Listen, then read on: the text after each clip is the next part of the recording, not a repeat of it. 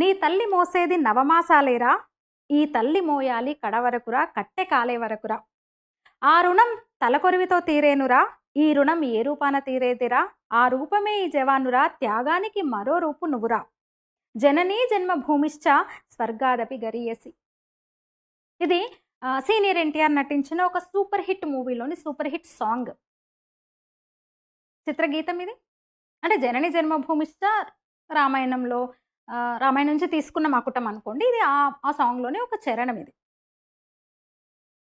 నిజంగానే ఒక తల్లి నవమాసాలే మోసేది, కన్నతల్లి బిడ్డను నవమాసాలే మోసేది.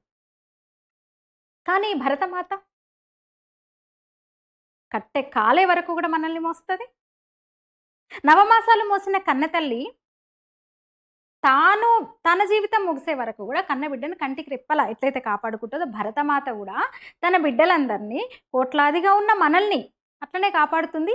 అందుకోసము మరికొంతమంది బిడ్డల్ని తన సరిహద్దులో పెట్టుకొని కొందరు వీరులను తయారు చేసుకొని మన కోసం తన బిడ్డల్ని త్యాగం చేస్తుంది.